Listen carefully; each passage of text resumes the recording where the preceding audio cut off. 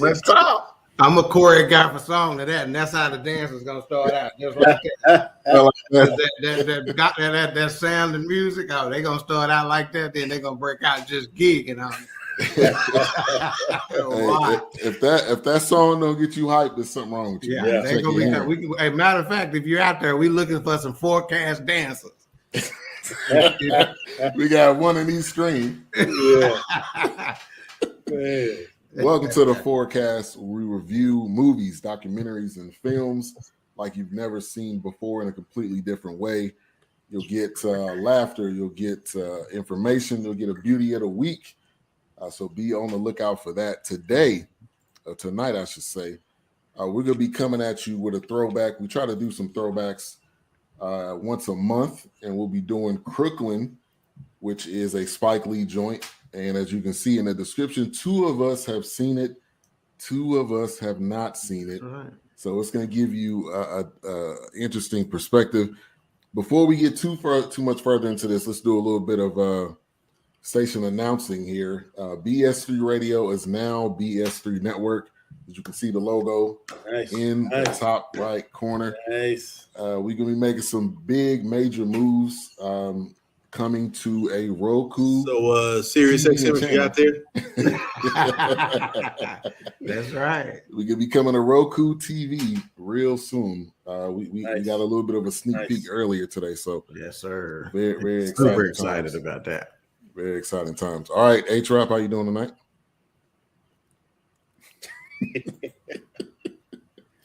Let's put it like this. Look up any Richard Pryor album that's doing like this, and y'all know exactly what I'm talking about. Oh man, it starts with that crazy. Yeah. Wilkes looks like you got the camera adjusted a little bit. Yeah, you know how it is. It'll flake out here in a minute, like it's spasm. So, yeah. Heart attack like a fat person. But other than that, it's good. I'm good.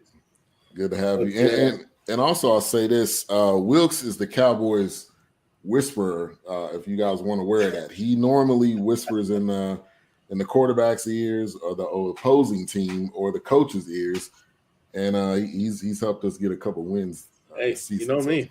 I'm all about that support. Really? So he the reason why Jones got his world rocked by Jabril Cox yesterday. Huh?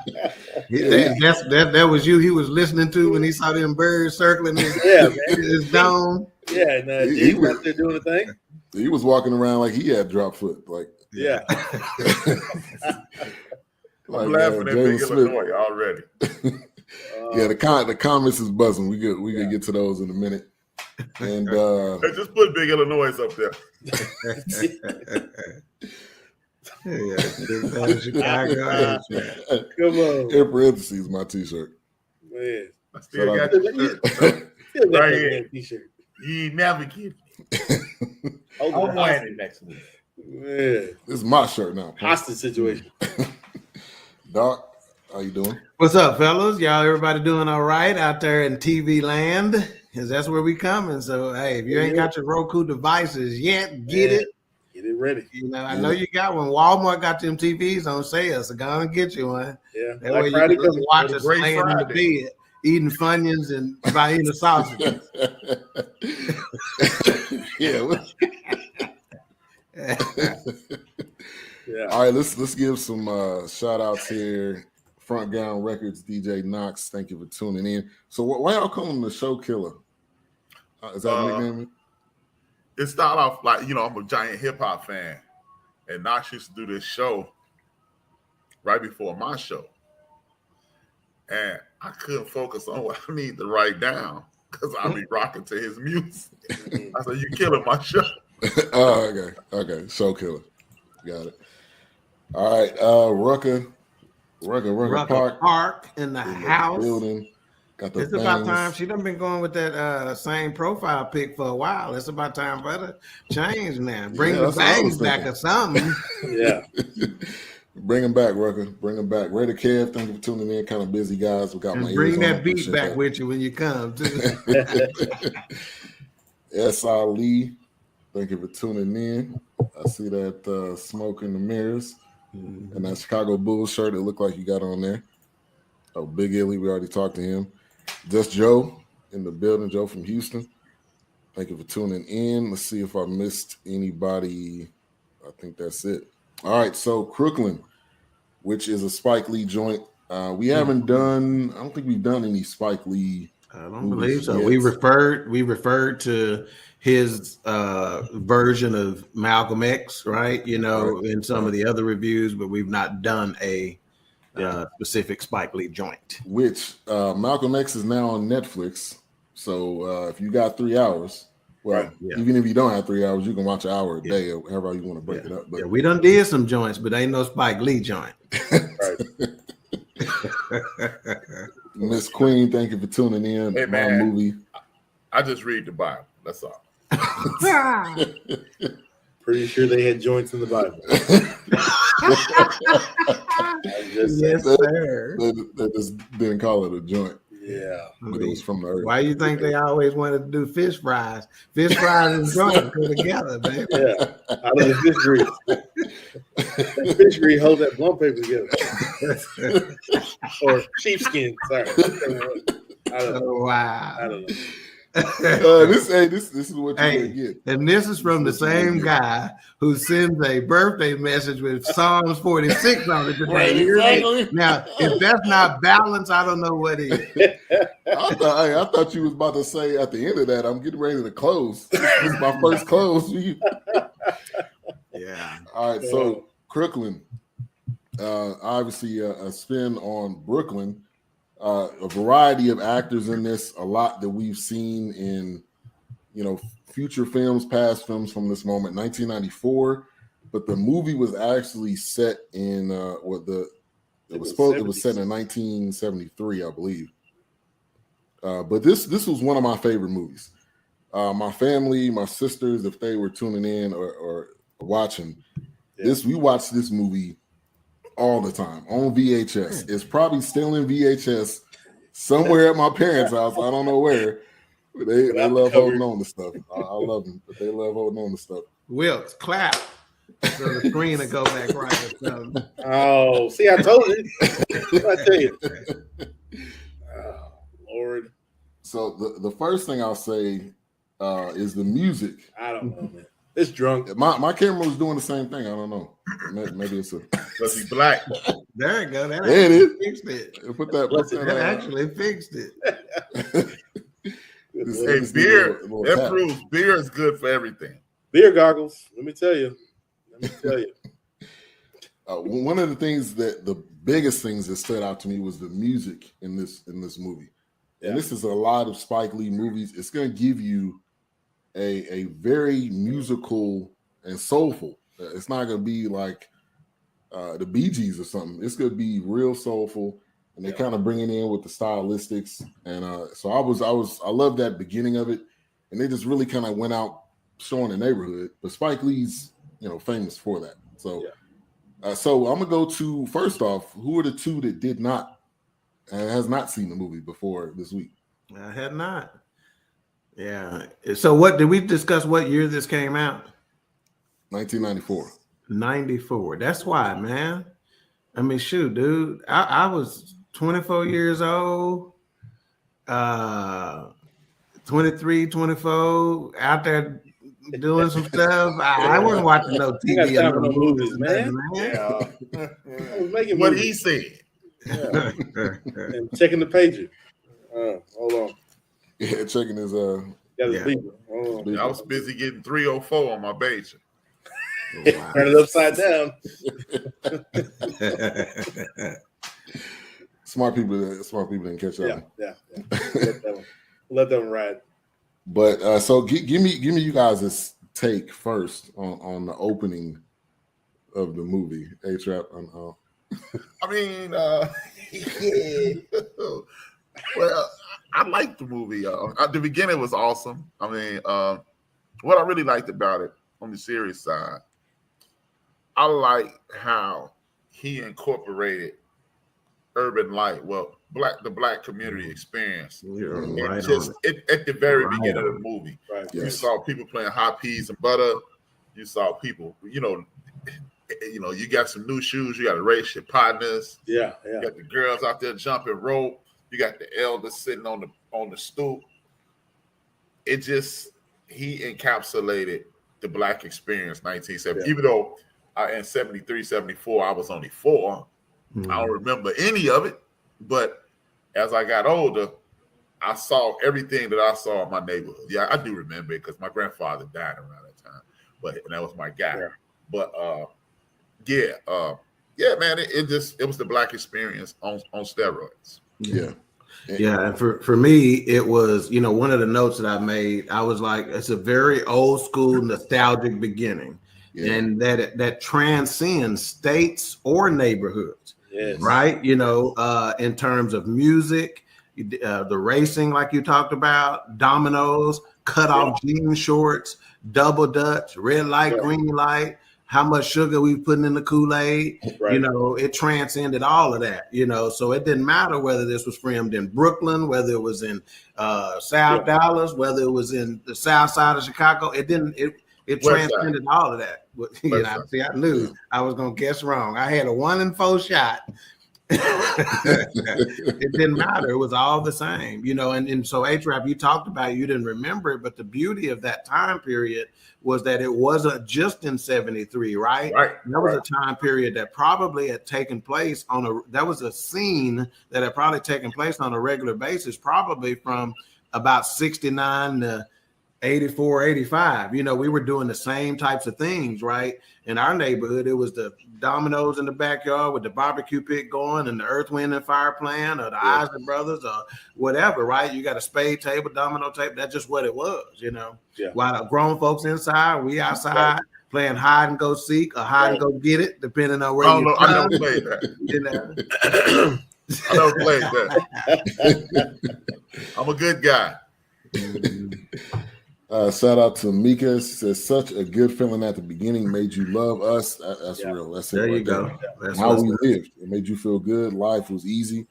Yeah, it gave you a snapshot at the very beginning that gave you that sense like, okay, this is a movie that you can have some nostalgia with. It's that good feeling. And the colors too, like you see the image behind me, the colors were popping. It wasn't like, it wasn't dull. It wasn't black and white. It was bringing me, we want the brightest colors possible to show. I think that was a relation to say, hey, we are bright. We are bright people. Right. I think that's kind of where that came from. And matter of fact, so we talked to, just in case we don't get back to it, I think one of y'all mentioned the soundtrack or the music, right? And the beauty of that is that they even included such bands like the Partridge Family, right? You know, on the show that they were watching, and you noticed the little girl, I think it was, she was singing every word of it, you know? So again, back then, you know, we've talked about this and referred to this on 3 or 4 different episodes, that music back then did not have it wasn't no color to it, right? And still not technically, right? But we didn't have those kinds of categories and genres and things of that nature. So they was into the Partridge Family. Right.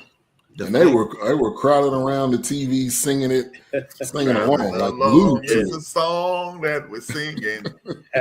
Come on, get happy. That TV on? No. Man, some of these lines, man, just brought me back to being a kid. And you knew when one of y'all got in trouble, all y'all was everybody was getting.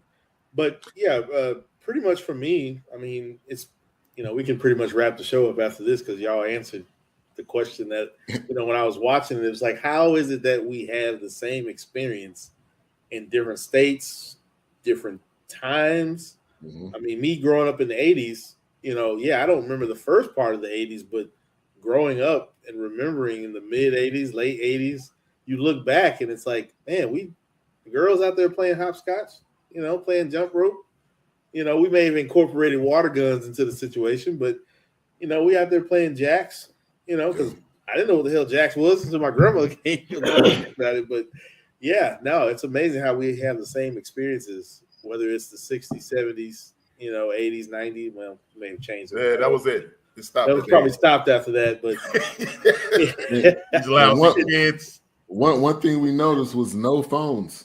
Obviously, there wasn't no phones. You outside. You was outside. You went outside. You locked the door. Come back when the street lights. Don't come back in the house. Right, exactly. So there's just something that I want to say about the opening of this movie and what it reminded me of as we got into it. And this may be something that y'all are not familiar with. H-Rap may be. There's a movie back in the day with Diane Carroll, James Earl Jones. Yeah. They played very similar roles to this. Yes. Okay. And it was called Claudine. Yes. One of my favorite soundtracks of all time, full of Gladys Knight and the Pips and etc. Right? Yeah. This movie is nothing but Claudine extended. You know, right? You know, and what's funny about it is that this movie was based in 1973, right? Well, Claudine came out in 1974. And I promise you, you're going to see James Earl Jones in a way that you have never seen him before. Oh. But I'm telling you, this is the same movie. Yeah. Wow. Hey, this is after James Earl married Diane Carroll. I didn't. I'm saying this is what it looks like after they got married. Yeah. Now was this what you guys are talking about? Was that the same guy that did May Rainey? Is that the same director or screenwriter? You mean Ma Rainey? Is that Ma Rainey? Oh no, the same guy. He was a playwright. I can't think of his name right now. August Wilson. Okay, he's a playwright. Being this dude was so ingenious. To get you this fun fact. August Wilson was so ingenious that he dropped out of high school in 9th grade because he said it was too racist. Proceeded to go to the library every day until he read just about every book in it. And Ma Rainey's Black Bottom, the actual director of that movie, August Wilson walked up to him in 1980, like 87, and said, "You gonna direct Ma Rainey's Black Bottom?" And he was like, "Okay, let me see the script." He said, "I ain't wrote it yet." And here it is, 2020.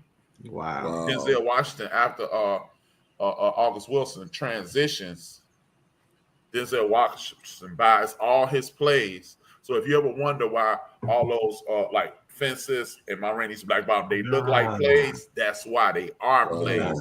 Gotcha. And Denzel Washington purchases it, and just so happens that guy did it. It's connected to it. Wow. Wow. Fun facts. I don't like you, son. My job is not to like you. Man, you think I go to work because he likes you? Black Swan, thank you for tuning in. She always comments either live or afterwards, so we appreciate that. Also, I want to give a shout out to RC. He gave some good comments on the last episode. The Malcolm X, Blood Brothers, and Muhammad Ali. He also gave us a suggestion for the future, so appreciate him for commenting and tuning in. You just gonna skip over Just Joe? I woke up in love this morning. What is he talking about? That's naked. The Partridge Family. Oh,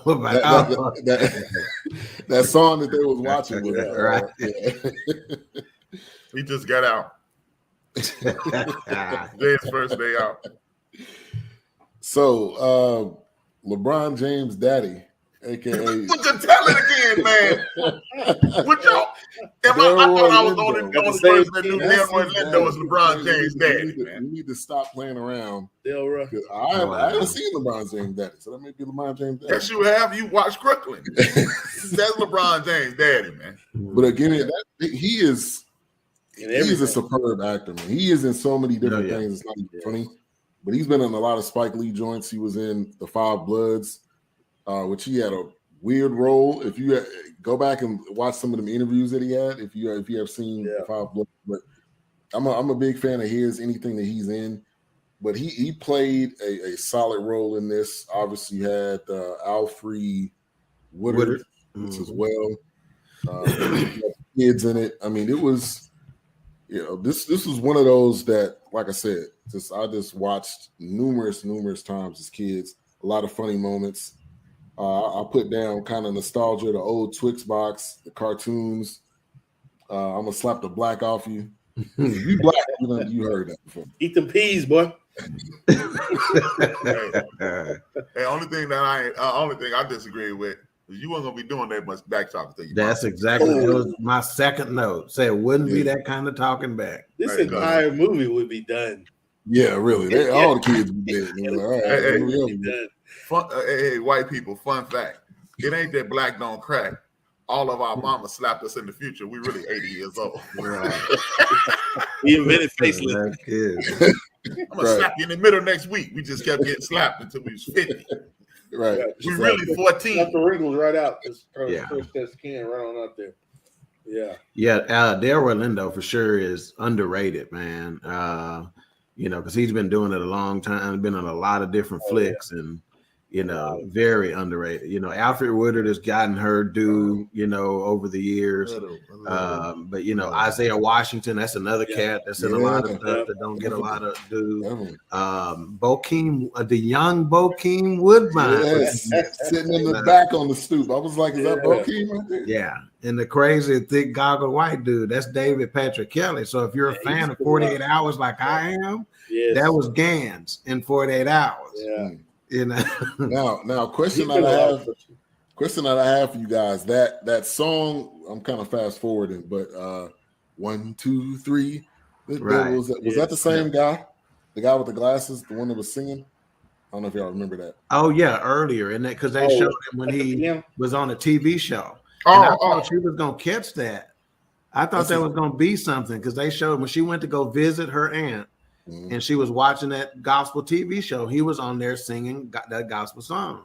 And I thought that was her neighbor. So he played two different roles. I was wondering that. Yeah. Now let's pause a minute. That wasn't gospel. I don't know what that was. What they called it. It was cultish.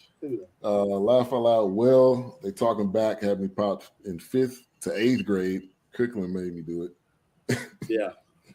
Yeah, this is there. They didn't really get smacked at all. I don't think the whole movie. But I think part of that was Delroy wasn't really. He was like, well, just let them do what they're gonna do. So there was already the parents was already clashing. Right. So yeah, that's him. Which really says and illustrates exactly the role that he was trying to play. Right. He's this free thinking artist. Right. Happen to be a musician. Right. So. He's like that, let people find their own way, let them grow into who they want to be without restriction, which is what got his butt in trouble most of the time. Right. Just Joe, we did get to that. I still say that. I still talk about that to this day. Yeah, that was funny. She was crying. Martin episode did something like that. That was funny.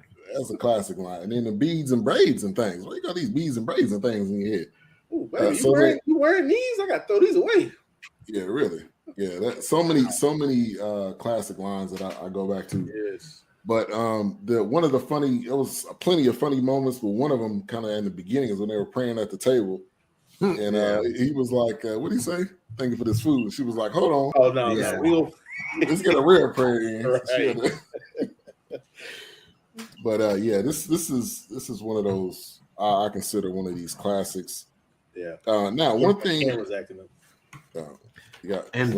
H-Rap gave a little nugget to our white audience of the Caucasian persuasion. Let me give them one more.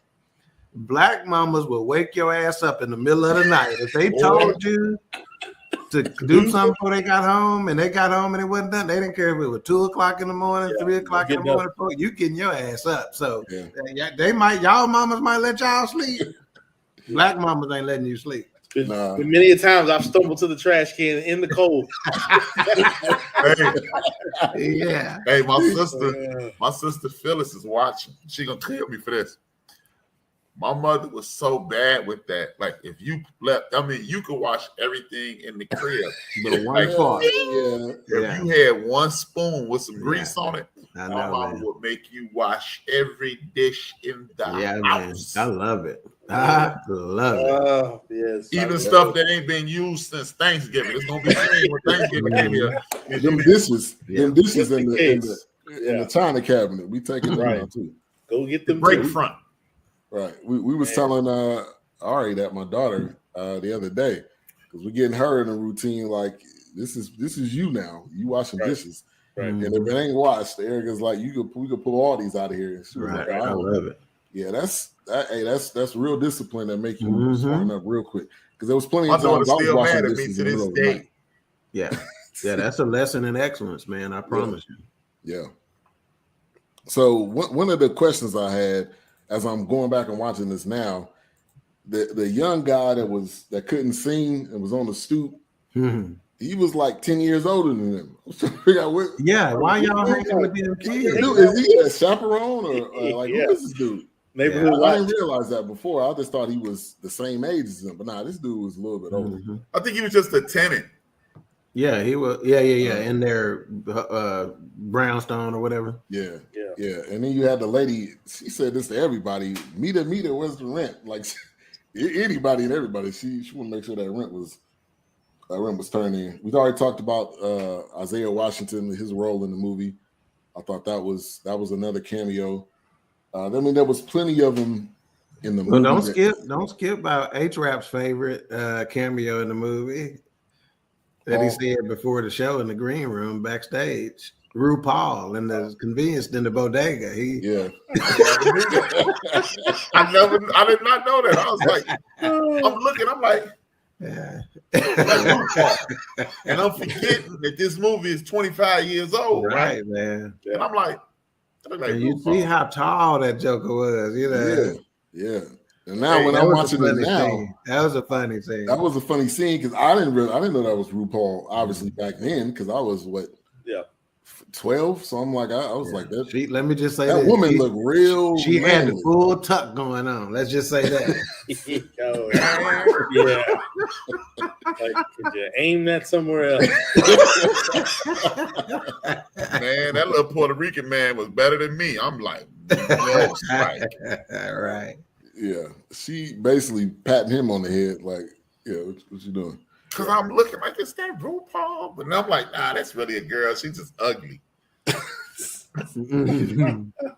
was the one and only. One and only. Sachet Strange. Another moment that we've all had is the Black Eyed Peas scene when Delroy brings some cake home and the kids are all at the table. Yeah. He's like, I'm about to get some cake too. She was like, nah, not until you eat the Black Eyed Peas. Right. And she done gave him half a plate. Right. You see how many of them every time. You done gave him, you just done dumped the pot over on his plate. You know he's not gonna eat it. I didn't like Black Eyed Peas either, but if you want some of that cake. I didn't either back then, but now, oh man, put a little spice in there, a little heat. I wear some out. Back then, I didn't want it. Now I'm hot. Exactly. Back then, tomorrow, next year, no. Yeah. You don't like them, A-Trap? Black Eyed Peas, crowd of peas, and lima beans. You can set them all on fire. He said, "Burn them. Just get them off earth. Burn them all down." I'll eat a bean. I'll eat a black bean, a northern bean, and a pinto bean to death. And a kidney bean. Yeah, we call them red beans down here. Yeah. Red beans. Red beans and rice.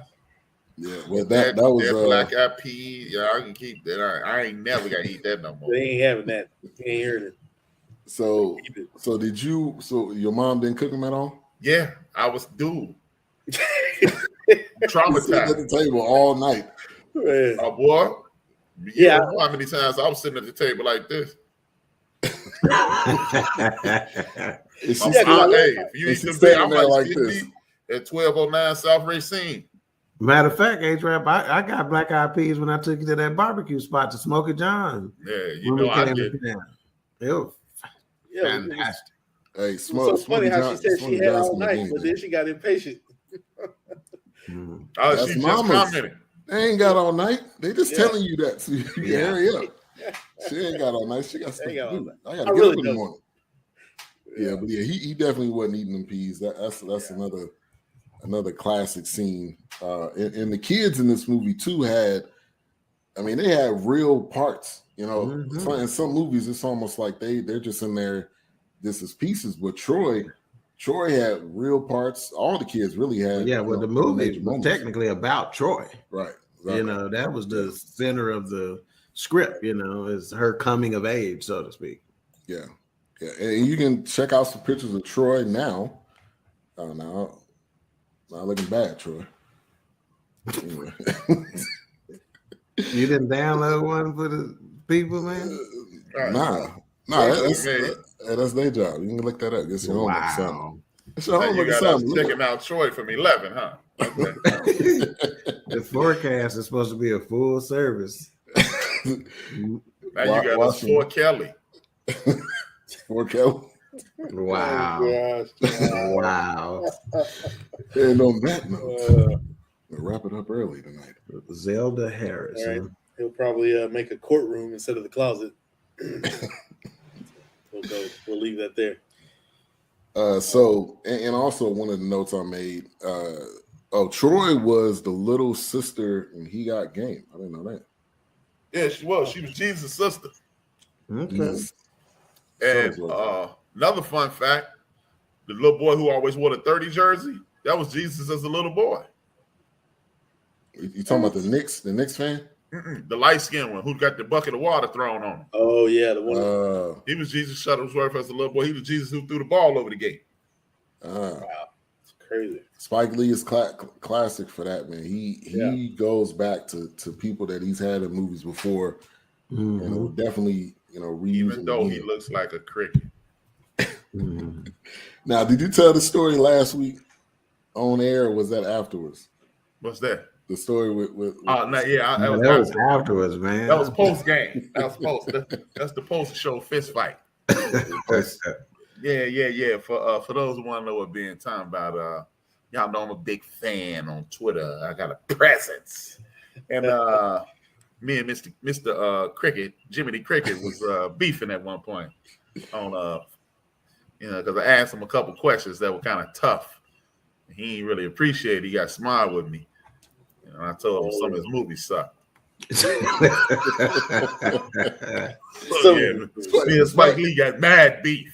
Spike seemed like the type of person that look up your address and find you and try to yell at you. Go to your door. We're not gonna fight Big you. Every time he bring it up, Big Hill is right on it too. Right? He was on the sideline taking notes. Yeah, Big Illinois. That's why Big Illinois down one follower. Y'all want to hear that story? Wow. Me and Big Illinois on Twitter talk about hip hop. He brought up the Wu-Tang Clan. It's blurry, whatever. I didn't know you guys from the Wu-Tang Clan followed Big Illinois. I was trash. I was like, he's terrible. Oh, wow. He's horrible. And then next thing you know, I follow. Wow. Hey man, I used to get into mad Twitter beefs, man. I could tell. You a hip hop head, and you like to argue sometimes. Hey man, I respect Wu-Tang Clan, but minus you guys. Weakest link. Goodbye. So, what was I going to mention? Oh, the old one thing I had in my notes, which I felt like this was funny, is this was back when the Knicks were good. Walt Frazier. That's how you know how long ago this was. How long ago this was. It was back when the Knicks was good. Now, fast forward to now, they made the playoffs, but I don't mean they're good yet. It's like saying the U is back. Mediocre. Ain't back yet. But Walt Frazier, the young kid with the Coke bottle glasses, actually, rest in peace to him. He actually passed away, and I looked it up in 2003 from sickle cell. But I think one of the funny but not funny moments is when his dad had that recital, and they all come home, and he was like, "The Knicks won the championship." He missed it because he was at his dad's recital. That recital had about 9.5 people there.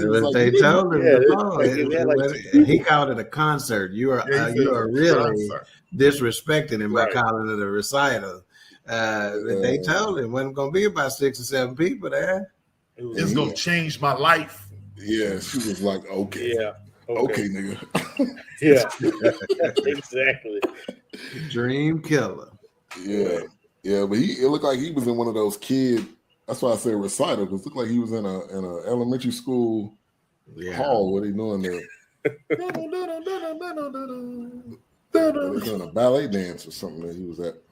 And it happened to be on Game 7 night, huh? Right, exactly. He was, that dude, Really? that little kid was pissed. And I think he had tickets to a game. Was that the game he had tickets to? Because he said he had tickets. Yeah, then he couldn't find the tickets. Yeah, because his sister. He jacked his little sister. Oh, yeah, that's right. Yeah. Yes. And that's another thing. If you got sisters or brothers, or if you're not the only child, that brings up a lot of memories that you arguing back and forth. I know you probably got a million of stories, Doc, with you and the queens. Oh yeah, especially the oldest queen. Especially the oldest queen, because we were only 2 years apart. So yeah. 2 minutes to tell you. Yeah. In other news. 2 minutes to tell. Yeah. Now, one thing I'll say, and I'll bring this to you too, Wilkes. One thing I didn't remember is Delroy getting kicked out. I don't remember that part. Oh, I remember that one. I don't remember that part. I remember them arguing a lot, but I didn't really remember him getting kicked out. Yeah, I remember that. And the crazy thing is, when I first, I want to say this is probably my first Spike Lee movie, and then it made me go back and watch School Days and, of course, other movies. But yeah, when I saw that, I'm like, dang, just like that, like just get your stuff and get out, But it was one of those. It was to the sense of we just need a moment. And you came right back and you got back to life and you got back to family. But as I'm watching this, I'm like, oh, okay, I do remember this because I hadn't watched this movie in years, but I enjoyed it then.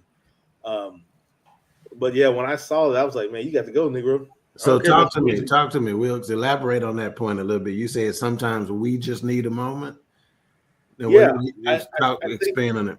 Yeah, I think sometimes as a married couple, or even if you're, I guess maybe even dating, but most if you're married, I think you need that space at times, but it doesn't mean I'm quitting you or putting you down. I think it's a point of recharge. It's a point of, remembering the love language and how to fill the love tank. I think it's a moment of regrouping.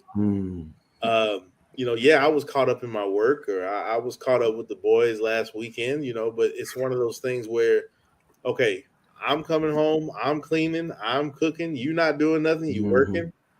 And I think it's just a moment to regroup. I think it brings you back to that love space where, like you said, expound on that. So it's one of those things where it makes you remember this is my partner's or my helpmate or my lover's love language. Let me gravitate back toward that. Let me put that to the forefront. So I think it was a significant moment. It doesn't mean like, oh well, we just gonna keep this feud up. Right. We can't agree. Yeah. Then we just gonna get a divorce. No, you're gonna work at it and come back to it. Yeah. See the beauty, and I'll let you H-Rap tag team. Amen to him. Yeah, but here the deal is to all of America right now, ladies and gentlemen, this is what we trying to tell y'all. We don't review movies the same way Siskel and Ebert did. They're going to give you a 5-minute little, it was good, I didn't like the way it was slow, and they all through with it. We're not going to we breaking it down, and we're going to talk about what it evokes in you. We're going to talk about what it says about relationships. We're going to talk about what it says about spirituality, what it says about race in America. We're going to talk about it all, right? Hell, if we can figure out, if we can get a racial point, a strong racial point out of damn King Kong, hell, you want to tune in to what we're talking about. Because I promise you, we looking at movies a hell of a lot different. And then when we start chopping it up, something else come out. Yep. That's what the forecast is all about. Absolutely. Well, since you say that, one of the things that hammers home what Mayhem was saying is she didn't say get out. She said call your brother and tell him to come get your stuff. So leave. I know where your black ass is. Right. You better be there. Right. Exactly. So it ain't a breakup. Right. See, the more, and that goes back to what we were talking about last week with the southern portion of this. Down south, you're not breaking up with your old lady real fast. Mm. No. You can fight. You finna go over Tyrone crib, sit your ass down for a couple days. Yeah. Now, was this before or after Tyrone? That's what I was wondering. That's what inspired. That's Tyrone. This is inspired by Tyrone. Okay. Yeah. But yeah, man, and like as you know, being a super hip hop head and paying attention to hip hop since I was a little older than these guys are now.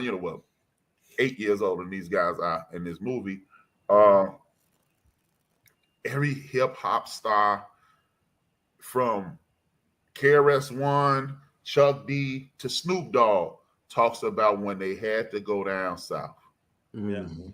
So that's why I was saying last week, that family thing down south, I felt it in Texas. Every place I've been below the Mason-Dixon line.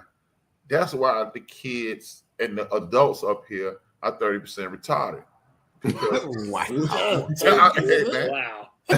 Okay, 30% mentally challenged for the 2021 crowd. Wow. But for real, that's why we're not on point anymore. Because I'm telling you, man, I was down there 3 days, and it was just the energy is different. I saw this dude, he had the Trump supporter flag on his boat and everything, and he looked at us crazy when we were on your boat. Mm-hmm. But it wasn't Chicago look at you crazy. Yeah. When you somewhere where you're not supposed to be, or you're doing something out of the norm for us, you get a look like, y'all better hurry up. Mm-hmm. But it was like, oh, y'all got a boat too. And that was it. Exactly.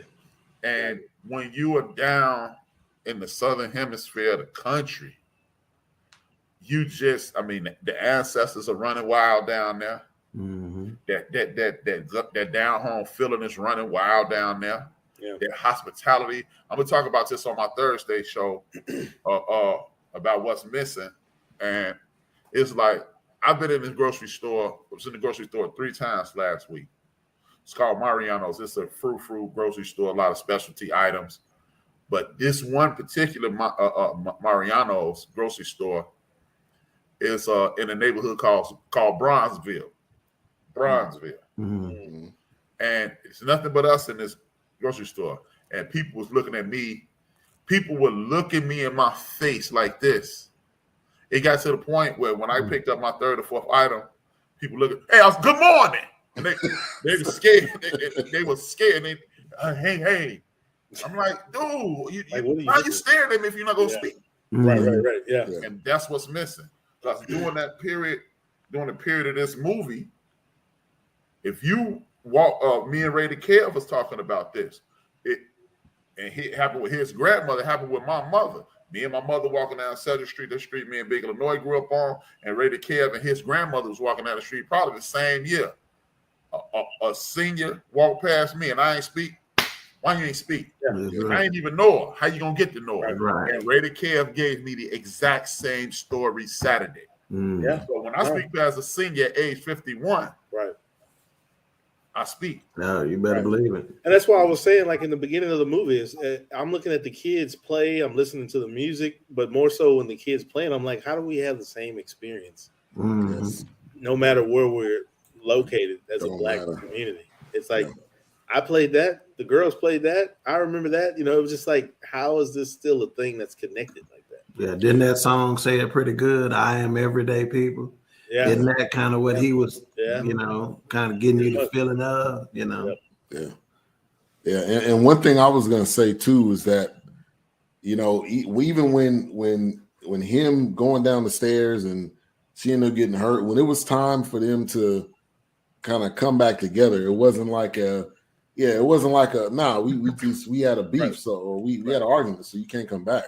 Yeah. But yeah, I immediately thought about Tyrone, the song, because that was like the same scenario. So now I was trying to think, when did that song come out compared to when the movie came out? Hey, I should have got kicked out for this. Let me tell y'all this. It was about 94. It's early in my relationship. Me and my ex. It was my son. He was maybe a year old. And I get the flu real bad. I was jacked up. I'm talking about. So I'm like, I'm in the bed dying, and she doing all the stuff that my mother probably would have done. Mm-hmm. Yeah. So I'm put on my shoes, put on my boots and everything, and I get dressed. You know, when you got the flu, you can barely breathe. You like, yeah. She said, "Where you going?" I was like, "You don't know what you're doing. You only been a mom and everything for about a year." I'm going to my mom. Wow, man. Wow. Dude. Wow. I said, "I'm going to my mama." Wow. I got to my mama's house. My mother was like, "I would have put your black ass." Yeah. Definitely. But that trip cost me $900 because my mother had just bought a cream couch. Yeah. I went over there and sweat that flew out and left a big H-wrap stain on it. Yeah. And she waited till I was fine. And she was like, "Brian, give me $900. I'm like, "Okay." I said, "What's that for?" She's like, "You can take the couch now." I was like, "What?" That's yours like, now. "What?" She's like, "The $900 for my damn couch you sweat out. Look at it." And I flipped over the thing, and it was like somebody had dipped me in brown glue and put me on the couch. So when he said, "How you get back in the house?" I don't know how I got back in the house, but I remember telling her, "You don't know what you're doing. You just this you know." Wow. So what she say when you come back? I don't remember this story. I probably kissed a lot of butt, but I said, "You don't know what you're doing. You don't been a mom and everything." You got off cheap with $900. Oh yeah, no, that $900 was to my mama. Yeah, I know what I'm saying. That's what it cost you. That you got out cheap with that. I probably have to pay something else when I get home. It might have been a tennis bracelet or something. I paid, but now one of the scenes in Delroy, I guess the part that kind of pissed me off about him is that he never offered at all to get a job. He was like, "Nah, I'm just good. This music, I'm gonna make it with this music." Because they had that argument. I think that was down like in the basement. And she like, "Look, bro, I'm doing all of this. And you down here writing music. Like, I need to focus and everything." Right.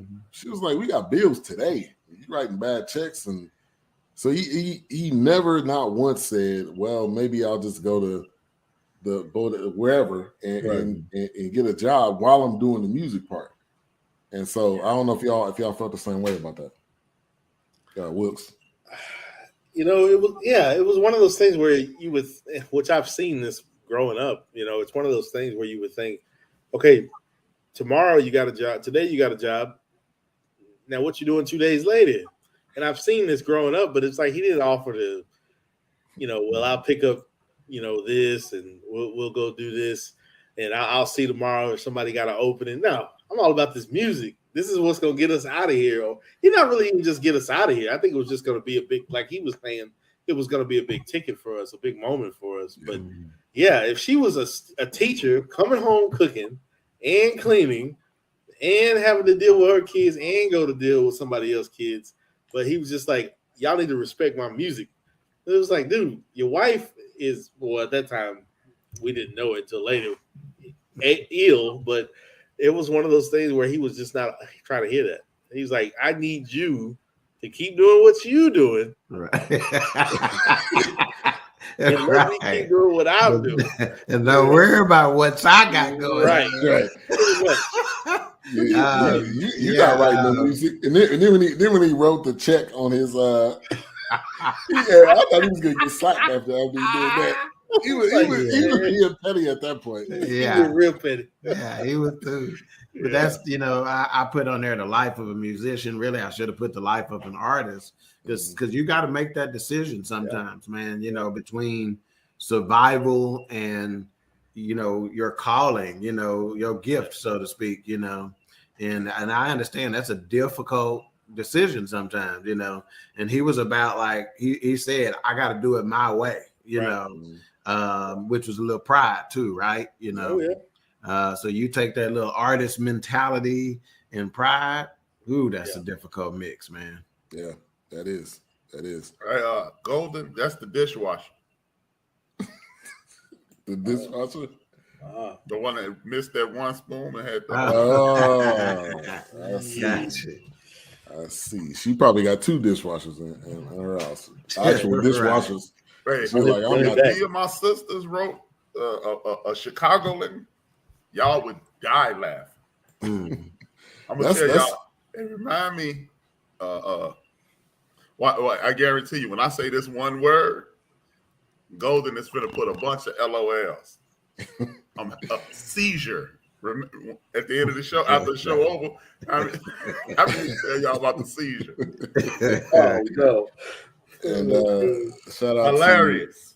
to Addie, and yeah, music wasn't paying them bills. That's real. And then fast forward when he was doing all of this, and then he had the recital with like 9 people there, but she didn't front him out though.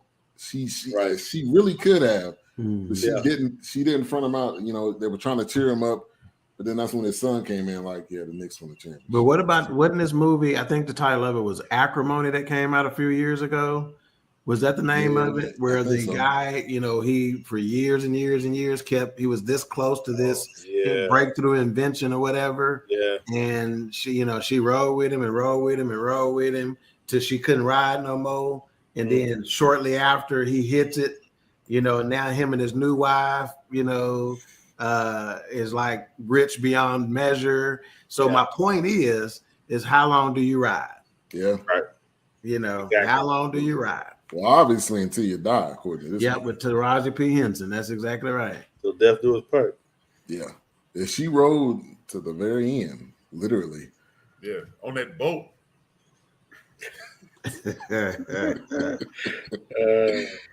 Wasn't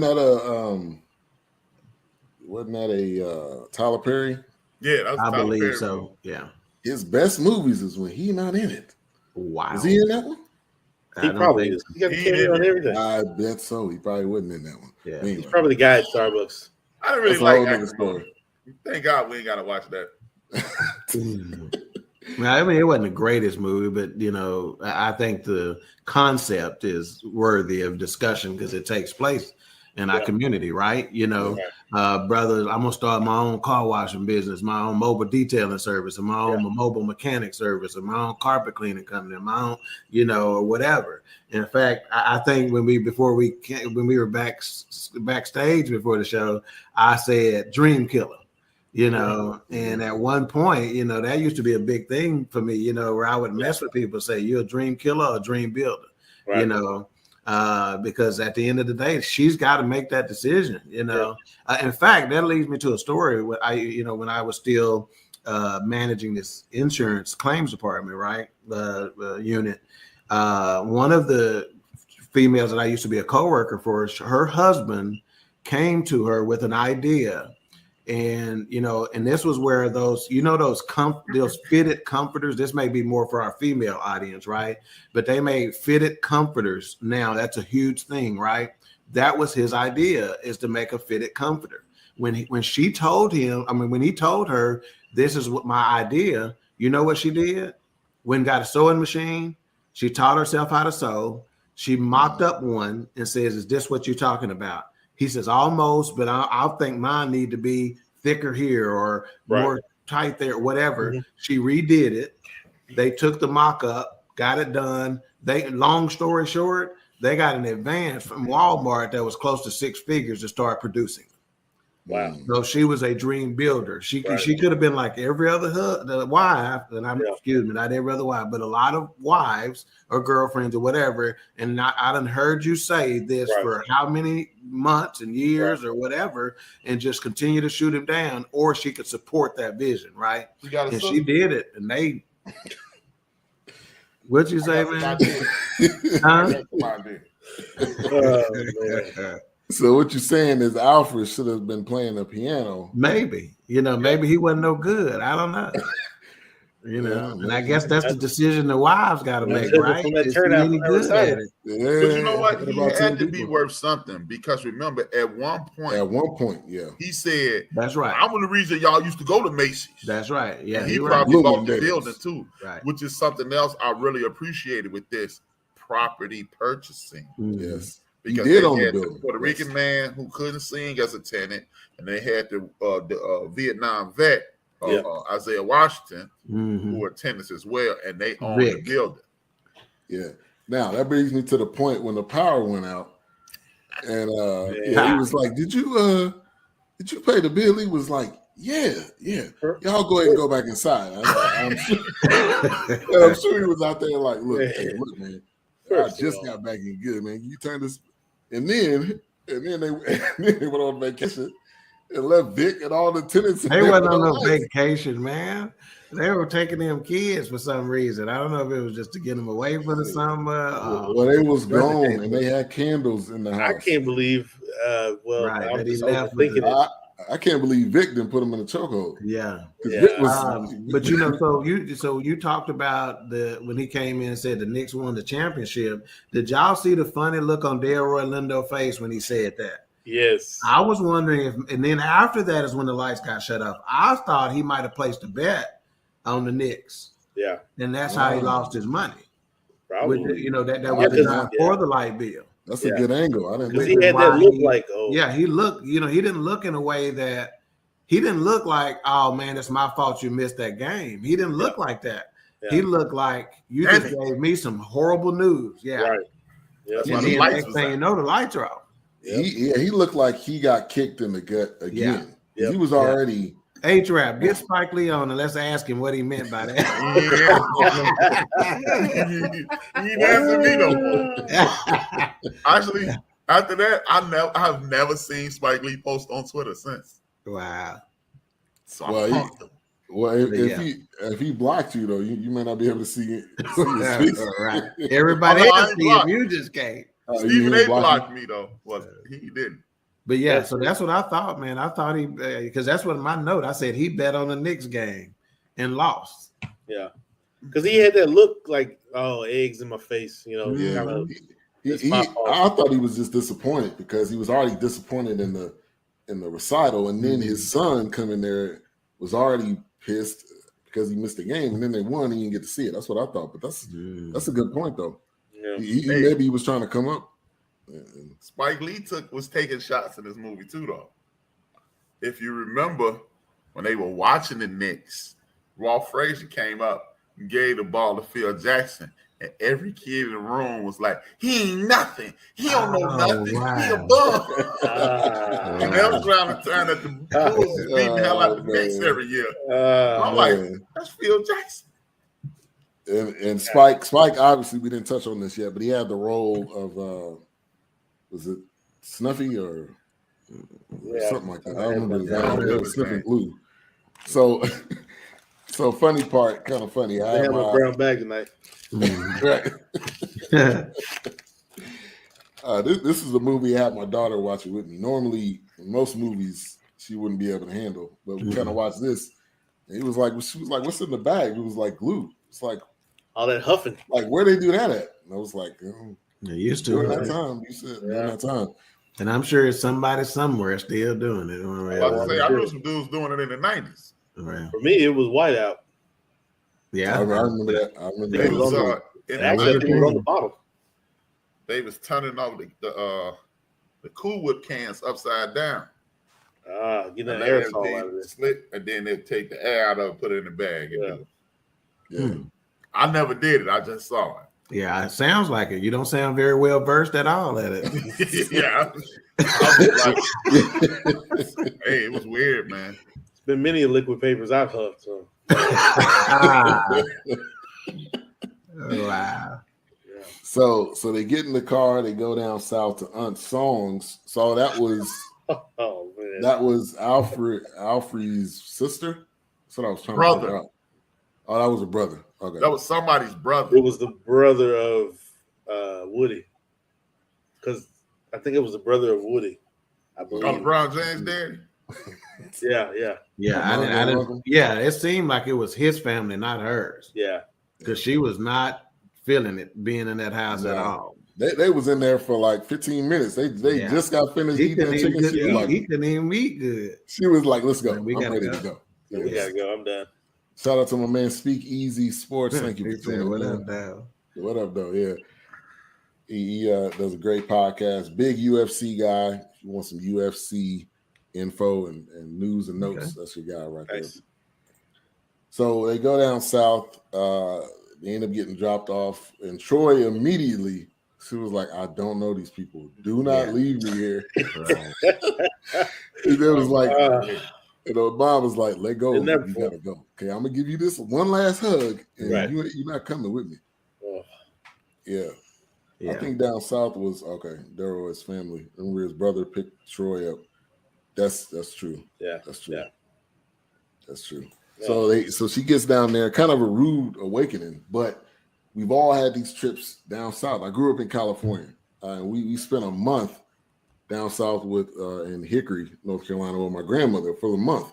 I mean, that was probably one of the best trips. Me and my cousins still talk about that to this day, just the memories that we had. Yeah. But it was important for you to have that. That used to happen a lot more than it does nowadays. Oh, yeah. That whole go stay with your grandmama, Right. you know, your auntie, your cousins, or whatever in the summertime. Yeah, that used to happen a lot. Yeah. Now go stay with your grandma in the next room. Oh my God. It's going down the hall. Yeah, just go down the hall. Yeah, you good. And you walk in on her doing a TikTok video. Yeah. Okay. Twerking or some shit. Right. That's real. Yeah. Oh, wow. Go ahead, A-Drop. Okay, I'm new to this. This is just the off-the-cuff theory. Did they take Troy down there to protect her from the fact that the mother was sick? But why just her? Yeah. Because And not the you can read. I think it's the mother-daughter thing. The other ones went somewhere too, though. Remember, they were saying, I thought not all of them. No, they I think it was only a couple of them that went a couple of places. I got the impression that not all the kids were going somewhere. That's what I felt. Yeah, when I even watching it was just like two of them. Time, yeah, I felt like that the second time watching it. I thought they did that to protect Troy from the mother doing chemo and stuff like that. It probably well could have been. I mean, I don't know. That's a good They point. weren't. Yeah, they were screwed up because they weren't acting like anything was wrong with her. They never really alluded to you're her not gonna being tell your sick. kids. Yeah. Until his brother picked her up from the airport. Right. Because she was there for. If we think about it, she was there. She was supposed to be there, I think, the whole summer, right? But she ended up just being there for a couple of weeks. Yeah. And then the reason I say that because then the brother, I can't think of his name, who's married to Spike Lee's sister in real life. Vondi Curtis Hall is that actor's name, I believe. Yeah. The one that picked her up at the airport. He paid for her ticket home. That's right. They pretty much sent for Troy, and I'm thinking they sent for Troy because they knew Alfred Woodard was about to transition. Yeah. That's I think so. Yeah. Because when they were in the car, they were basically saying when they were getting ready to leave on Song's house, she said, "Okay, we got to get ready to drop off one of the other kids," but she only said one. That's right. So I think you're right. I think it was just Troy and I think it was just Troy. Maybe the youngest one. The mom and the daughter dynamic with all those boys. Right. Watching her mother deteriorate probably would have crushed her because she already felt like an outsider. Right. Yeah. I mean, because I felt like the movie was about Troy. Oh, it was. No Yeah, doubt. even the first time I watched it, and the second time, which, the first time I watched it, I felt like it was about Troy, and I just thought, well, maybe I missed something. But I mean, even the second time, it was just like, it's definitely through her eyes. Yeah, I mean, even the description says it's a coming of age tale for this young girl, So it definitely, she was the centerpiece for sure. Yeah. Because I'm looking, I'm like, they sent her down there because, the boys, not that we don't love our mamas, but you got your daddy there. Yeah. And that's you seeing the world through the eyes of your father. Right. Troy is in the house with all these damn boys. And remember, every once in a while, her and her mama have a moment. Right. Oh, yeah. Troy jump out the window. It was, my mama reeled me back in. Right. Jump out the window again. My mama, Troy, you ready? Troy made the little boy cry. The little boy went to her mama and said, "Hey, she on me." Yeah, that was a funny moment too. Even when the little boy, when Spike Lee was picking on him, Troy went out there with that bat. Get up off my brother. Yeah. Yeah. That's a good point you're making because we don't know how long she was in the hospital. Right. She could have been in there for, half the time. For all we know. Right? Yeah. Man, got me thinking about that's a good theory right there. Yeah. So she goes down there immediately. She's like, this is completely different. Unsung can't keep her mouth closed. She got something to say about everything. And then there was one moment. When the husband was like, "Will you just shut up?" So somebody he said, "Damn, be quiet, quiet." Let it. Somebody said.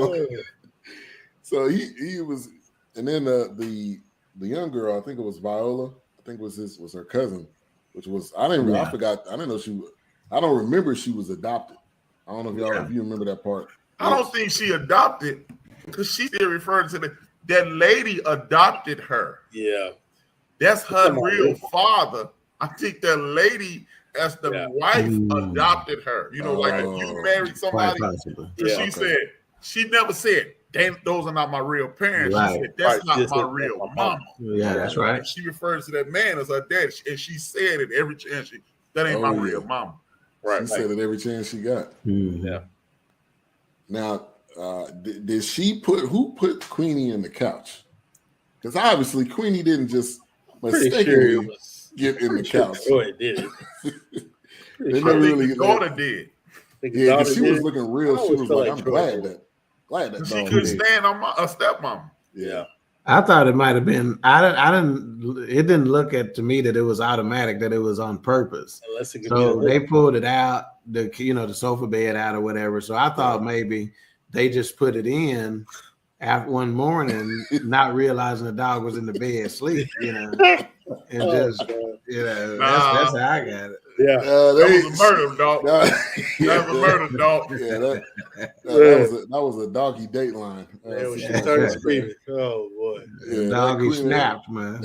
Yes. But another funny part was that she was pulling the couch out, and I think the girls was trying to help her, and she was like, "Louie, Dewey, whatever y'all names is, move out the way."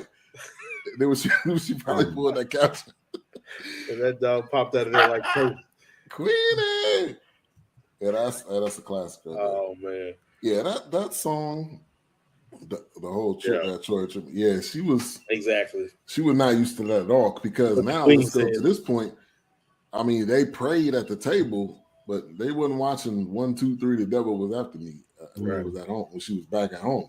Right. So that was another kind of and plus it was different in the sense that there were white folks in that Christianity, right? And she hadn't been exposed to that like that, I mean, they didn't show it, but you can imagine that Troy now probably had a black Jesus hanging up in their house.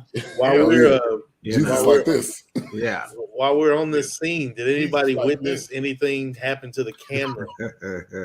I was gonna say that. Wait a minute.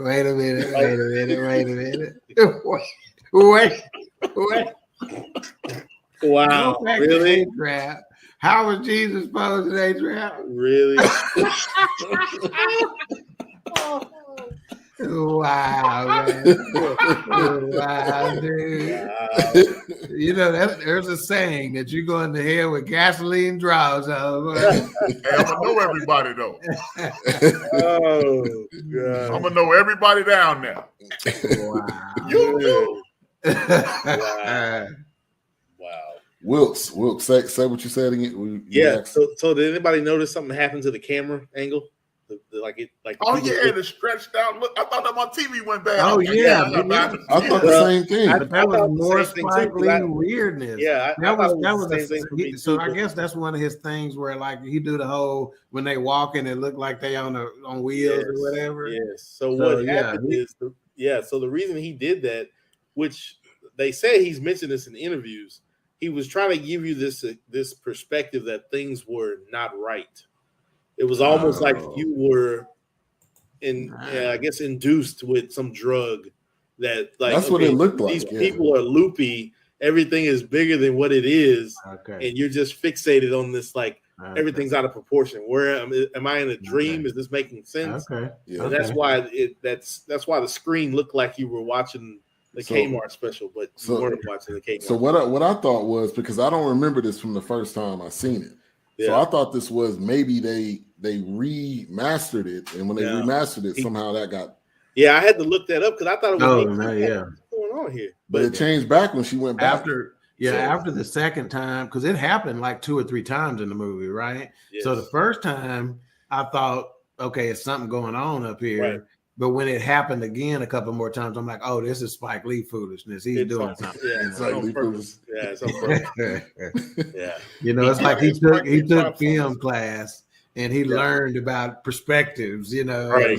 et cetera, you know, and he's just overthinking it, man. Just shoot the shit, right? Right. Exactly. One thing I got to give Spike Lee props on this movie, because he forgot in every other movie he ever done, he couldn't do it. He finally knew how to end the damn story. Spike Lee would drag a story out longer than Trainspotting. He said, "Oh, I never thought about that, Wilkes." Yes. That's why you got to tell your friends to tune in to the Forecast. We professionals. We do this. This ain't no hobby. Right. It's gotta go somewhere. It's an exhibition. And I keep doing my part. But and I think I agree. I don't know if all the kids was involved, but I know those twins was laughing. Maybe it was just like one was even smiling, had a little grin on her face. Yeah, they was tired of that dog. Oh man. But yeah, when Queenie popped out of the couch, that's a classic line. I just say that around the house sometimes, just because it's a funny line. You say what?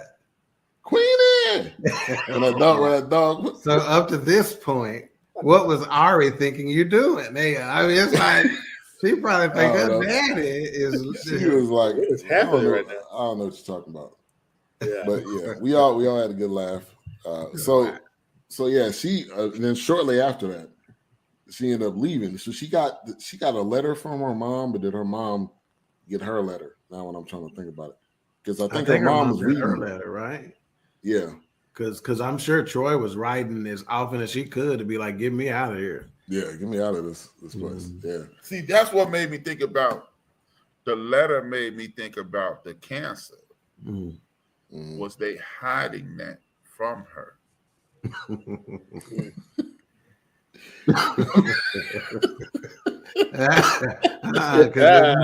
Because if my mama here, she gonna think you ain't got no damn dog in here, do you? Oh no, I cannot do that. Oh god, yeah, that's low key. It was her birthday. Yeah, it was.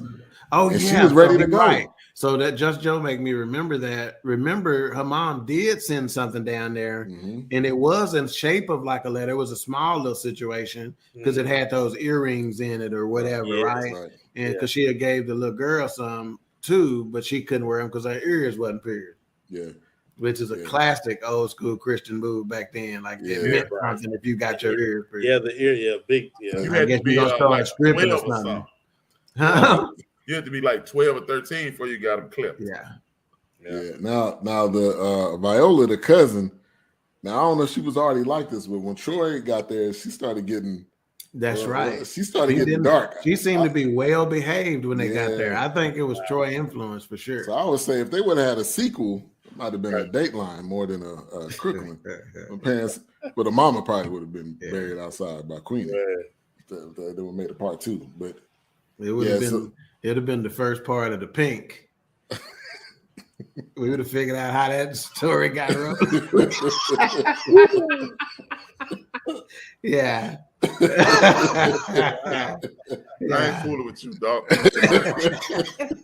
I'm not fooling with you. Yeah, I'm telling you. Yeah. You know how it is with them overly religious is what I'll say. I won't say overly Christian because is that a thing, right? But them overly religious parents will do sometime and think about it. Preachers' kids, right, had a reputation for a reason. We weren't making it up, you know.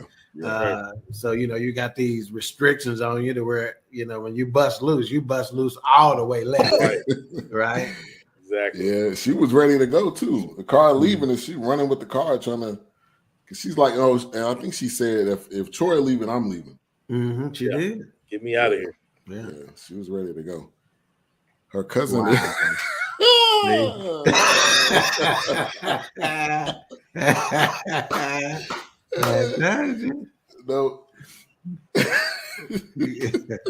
Wow. You knew you was a homo. You came down here. Make that money. Don't let that money make you. Speaking of Players Club, dog, everybody ever tell you look like the daddy on Good Time? What, man? No, I'm just playing. Remember that's what they kept line. John Amos that in Players Club. Anybody tell you look like the daddy? Yeah, right. Jamie Foxx, was Jamie Foxx telling him that or asking him that? Man, hey, you know what, man? It's like 5 people dead out of that damn movie. Yeah, no kidding. Debo, Bernie Mac, AJ, Johnson. Oh yeah, think about AJ. Yeah. Oh. Just as long as Diamond don't die, we good. Don't be in no stripper movie. Yeah. All right, so she ends up leaving, heading back home. I didn't get a sense that she feel. I don't think she felt that was weird that her uncle picked her up, because they didn't really say anything, but I don't think she thought anything was off. And I guess they kind of told her as they were driving there, because she didn't initially. She bought it when she said, because they said your mom was still at work or something like that. So that first thing they told her, she bought. But they said something else after that, before they got where they were going, that she did look a little bit like, okay, that piece is strange, you know. Yeah. But she kept saying, "Where's Daddy?" Right. You know, like because she said, my mama working, that's a good excuse, but my dad ain't got no job, so why he ain't around nowhere? The first time adding up to us. Right. The first. My daddy worked with Tommy. Wow. Oh, wow. Oh my. R.I.P. Tommy too, man. Yeah, Tommy. Yeah. Charlie, I don't know. I forgot Charlie Murphy was in. Charlie Murphy. Charlie Murphy. Man, yeah, there's a lot of people that was in that movie that died.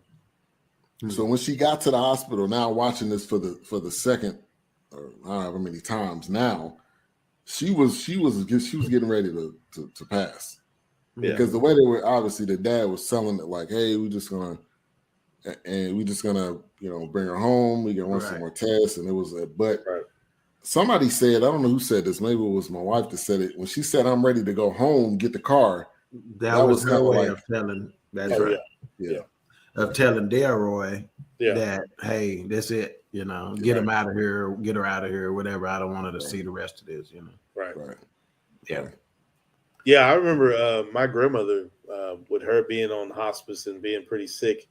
The first thing out of her mouth that I've always will remember, her literally saying, "Jesus, how long will you leave me like this?" It was one of those moments where you knew it was like, okay, this is pretty serious. You know, if she's asking the Creator, you know, how much longer, you know, it's one of those things. So me seeing that scene, and my grandmother passed around 97, and my grandfather passed around 94. But just hearing her speak like that, and it was so weird because my uncle was there, and he kind of pulled me to the side, and he said it was like death was looming, you know, in the room. But seeing that, and then just remembering what my grandmother had said, it was just like, oh man, yeah, it's serious. It's time. I need some rest. Right. Yeah. Right. Yeah, that's something, man. Yeah. All right, so let's get to a special segment in the show by none other than King Dunk. Beauty of the Week.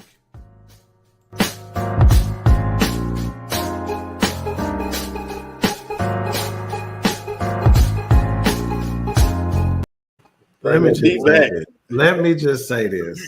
All those viewers out there. I had nothing to do with this. These graphics, these intro. It was not my idea. I sent it to you to review. Another 10 seconds, y'all come back to me like this. Oh wow! That's beauties of the one week more from time. the Jet. Let's play it one more time. That's beauties of the week from the Run Jet. it back. So Let's do it one more time. Beauty of the week.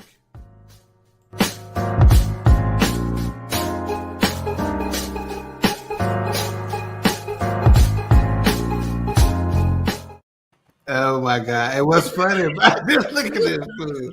And what's funny about it is this his sexy overnight DJ voice on there. The beauty of the week. I wonder how. Sounded like that Soul Train commercial. All right, so it's beauty of the week. All right, so today, our beauty of the week this week was none other than Viola Reyes. This is she played Jessica. That's Vic's girlfriend. Yes. Right? Yes. And she was, when I say that spicy Latina vibe, she was all about it. Now, what I did not know is that her twin sister played in the movie as well. Her name was Tiasha Reyes. I don't remember what role she was, but it's many. So as I was doing some research, during the show and stuff like that, it said a couple of people were typing in questions who were the twins in Crooklyn, et cetera, et cetera. So they were twins. But that's, it's a hands down Viola Reyes. Again, Vic's girlfriend. Easy decision. Yeah. Easy decision. I agree. Yeah, what we're gonna have to start doing though, we're gonna have to start taking. I'm gonna have to send this to you in advance. So when I get that announcer, you can pull up her picture, so the audience can see her who hasn't seen her. Yeah. Y'all just stay with us. We growing still. Oh yeah. We'll be the most goodest in a little while.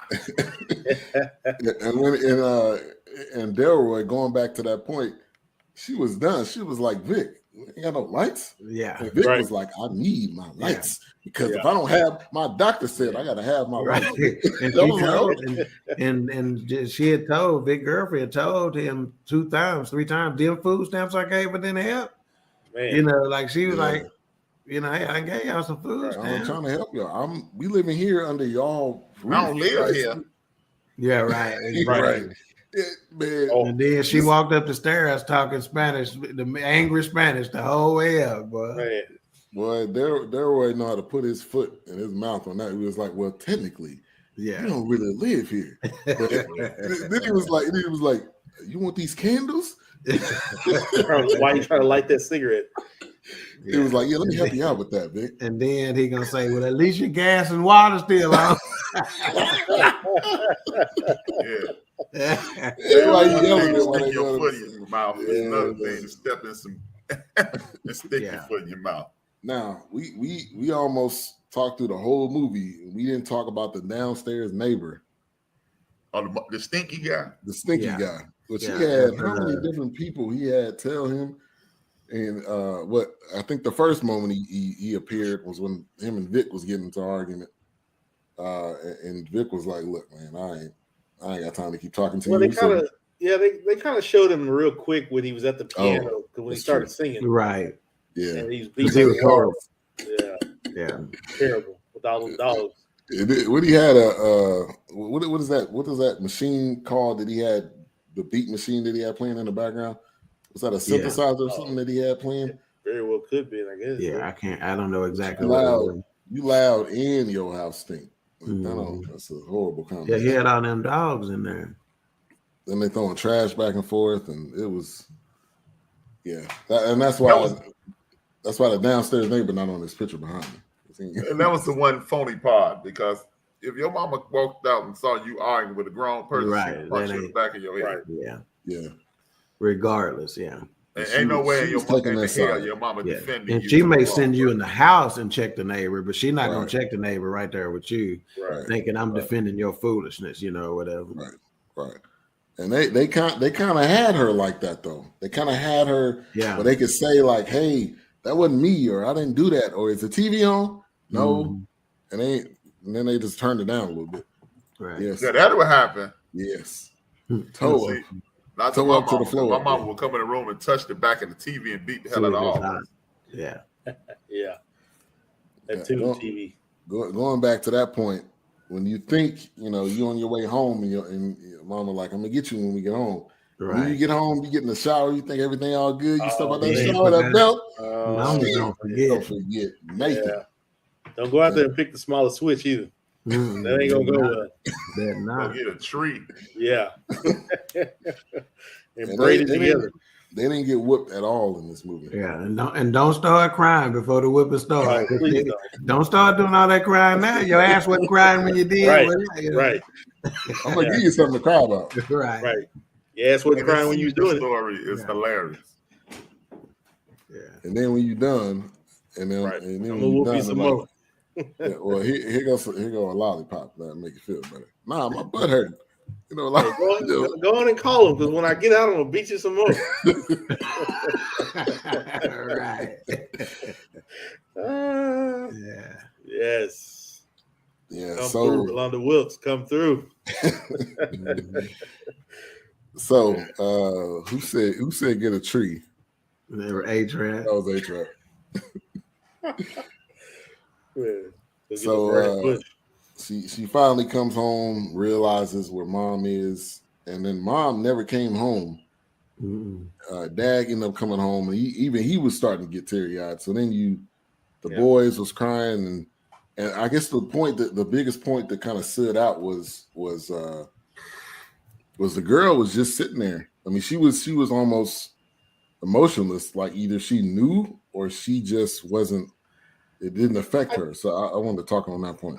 I think she knew that, the relationship between her and her mom, it was one of those things where it was pretty much grooming her to probably one day become that other backbone or that stability. Because the boys, of course, they gonna be boys and they gonna be rambunctious. They gonna be out of control and do their thing. But I think if you have that mom-like presence in the daughter, I think it was one of those things. She knew it was a role she would have to step into eventually.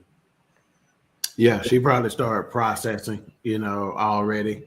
Right. It's just a difference in the way folks think, And so, whereas the little boys, start reacting in that way, right. She started processing what is this going to mean, know. So I think it was pretty obvious, which is what was evident after the mom's passing, based on what Troy said. It was evident that she was the one who had it all figured out up here in terms of the siblings anyway. Yeah. Right. Because before she said, when they were in the hospital room, she said, take care of your little brother. And she said something else. Can you do that for me? She said, yeah. So she was kind of already, She was kind of already. And what we didn't see, because they never had a scene with the boys in the hospital with the mama, right? No. Right. So we don't know whether they ever got to see her in the hospital or not. Right. Yeah. There's a good possibility they never ever went. Strategically, Yeah. I have not watched that. I haven't. Me either. Sound like a Tyler Perry. Is it a Tyler Perry? I think so. From what I read. I think that is. Mm-hmm. So, kind of to the funeral, and everybody's all pretty much downstairs, and it is a Tyler Perry movie. And Troy didn't want to go. I mean, I get that, obviously, because of just everything that we've talked about throughout this movie. And then she had that outfit was ugly. Her auntie tried to. I was like, what is that? Velvet, crushed velvet with corduroy or something? And she looked so uncomfortable in it. Like she was like, I'm not supposed to be in this. My mama wouldn't want me in this either. So that was a kind of a tough scene there. Such a perfect movie. I think she knew and stepped into her new role. Another example of a young lady stepping into a strong role. And and that kind of led to kind of the end of the movie when she's braiding her little brother's hair, or she's really kind of looking out for them as that mother figure. Because I think in that scene there were, like she said something about dinner's almost ready, because one of them had asked, can I stay out a little longer, and all that other kind of stuff.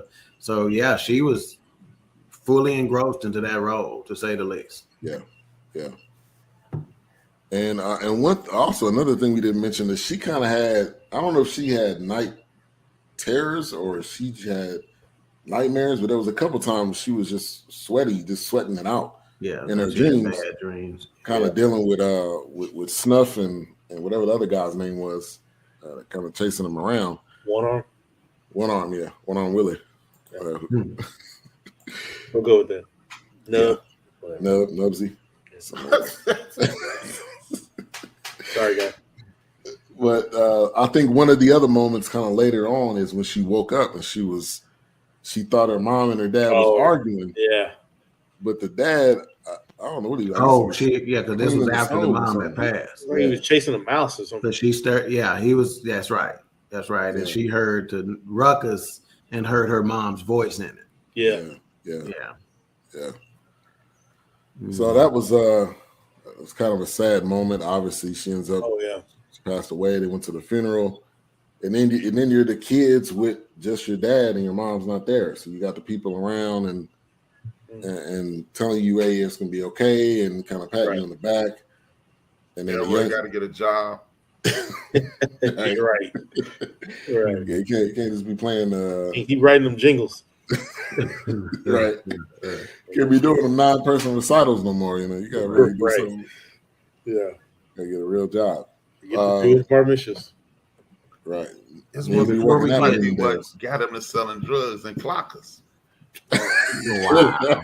Wow. And then and they're gonna say, then he had to go get the money from Four Bloods. They had to get that out.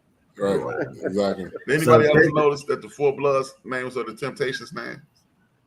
I didn't catch that the first time. I didn't caught it the second time. I didn't catch that. Interesting. One angle of this movie that stood out to me like a sore thumb was, did y'all pay attention to the Afro Sheen commercial? Yes.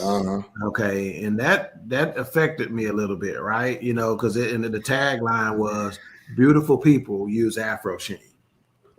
Right. You know, and so it got me thinking about, you know, how products are sold and marketed to our community. Yes. Right. You know, and why and how, you know, and what message they're trying to send and what emotions are they trying to play on with us, you know. Right. But yeah, it stood out so big, man. It's almost like somebody turned the volume up when that came on, you know.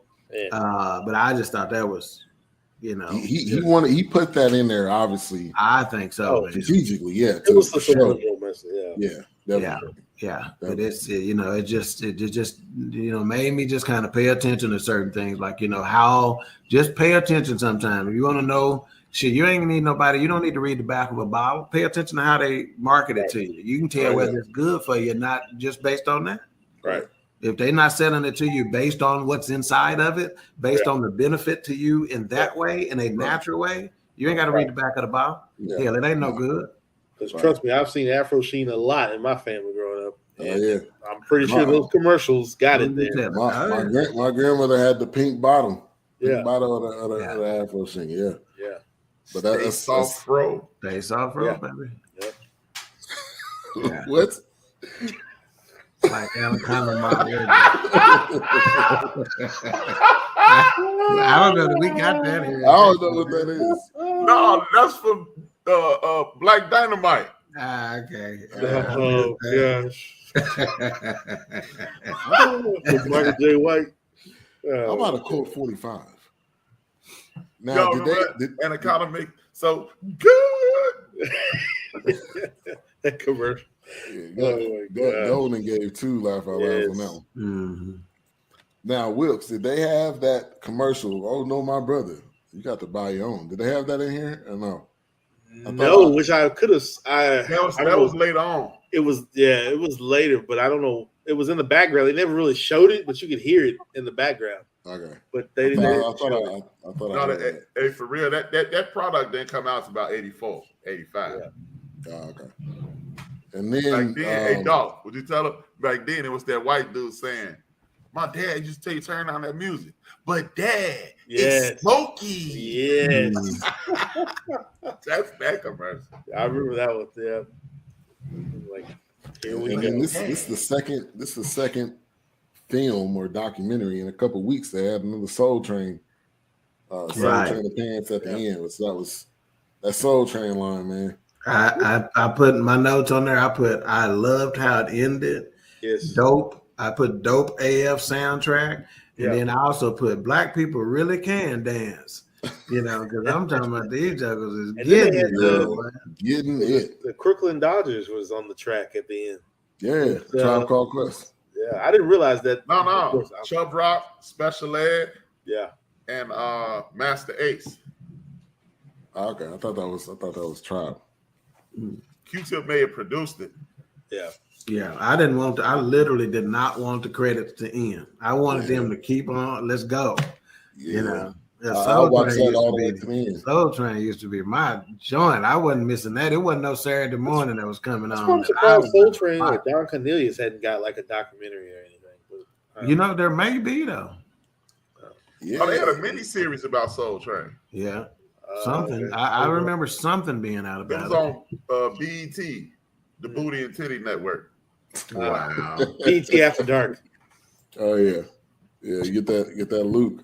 Yeah, get that Pete popping on the handstand, and then we'll give you some Jesus at 12 o'clock.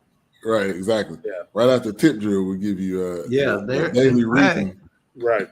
There's a couple of things we need to look into this a little bit more, but there's one, VH1 Rock Docs, and it's called Soul Train: The Hippest Trip in America. That came out in 2010. I think I remember a piece of that.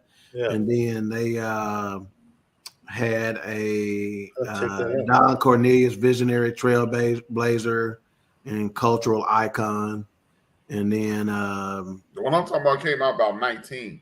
Yeah, in 2018, they have an original series called American Soul, and it was based on that. Yeah, it's new for me. That was BET deal. But that's done more like a limited series, so it's going to be more in the vein of One Night in Miami, from the standpoint of it may not be. They may embellish a little bit, right. You know, But yeah, we need to look into that. That'd be a heck of a documentary to do, either on Soul Train or Don Cornelius, one of the two. If you do it on Don Cornelius, you're gonna do it on Soul Train, right? Right. Oh yeah. Ultimately, you can't tell his story without telling Soul Train story. Right. All right, so let's get to the final thoughts. Unless anybody got anything else they want to add, we might have missed. All right, final thoughts. Bring it over to Doc first. Yeah, no, I think for me, and I think Mika may have said it best, when she said that this told the story of us, right? And even though there were some warts revealed in this movie, right, where you got our drug issues and we got, quote unquote, some may call it deadbeat dads. We got all of this, but at the end of the day, it's still family, right? Which is why the kid who would get into it with Troy the most at the end saw that she needed comforting, and he comforted her, right? So that to me brought it all back together. So again, we got some warts. We're not perfect by any stretch of the imagination. We have our flaws, we have our differences, even within our own community. But at the end of the day, we're gonna pull it together like family more than any other race that's out there. Period. In the story. Yeah. Wilkes. Yeah, pretty much what Doc was saying, and just even looking at the background with Ben there, I mean, it was one of those, we may bicker and we may fight, and and me and your dad may not get along right now, but we cool down and come back together. It's one of those things where you're gonna always have family first, and we look out for one another. And I think there were some things uncovered, discovered, and rediscovered with this family. So it was a big significant movie, and me watching it for a second time, catching things that I didn't catch when I first watched it. But no, really good. I think it's done well. I think it's a really good family oriented movie. Yeah.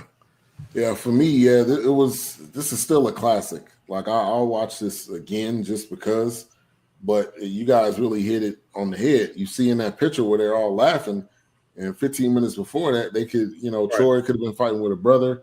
Brother could have been fighting with the other brother or whatever, but that is our family. That this was a movie about the family of Black culture, and it had everything from A to Z really in it.